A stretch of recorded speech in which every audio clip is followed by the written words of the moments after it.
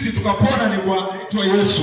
Huyu ambaye kwa haya yote yanazungumziwa alipelekwa kama vile mwanakondoo alipelekwa machinjioni ni Yesu. Sasa jamaa anajiuliza Yesu tena. Mimi najua kuna habari ya Musa tunamjua, Ibrahim tunamjua, si ndio?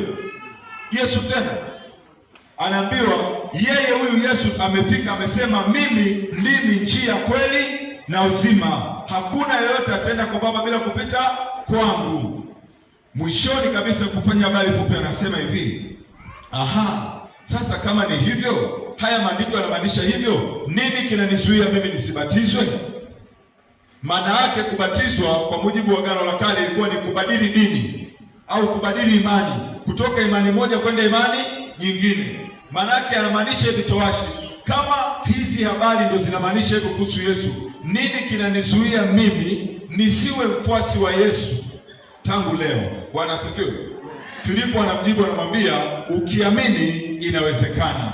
Na ili kuonyesha ameelewa yale maandiko yaliyofafanuliwa, anasema mwenyewe kwa kinywa chake, ninaamini ya kuwa Yesu Kristo ni mwana wa Mungu. Bwana asifiwe. Biblia inatuambia akashuka kwenye maji akambatiza, towashi akaenda akiwa na furaha. Filipo akazidi kuonekana katika miji ya Azoto na sehemu mbalimbali akihubiri Injili, na kupitia ule towashi Injili ikahubiriwa mpaka leo tumefikiwa, na sisi tunaendelea kuhubiriwa na wale waliosikia habari njema za Bwana wetu Yesu Kristo.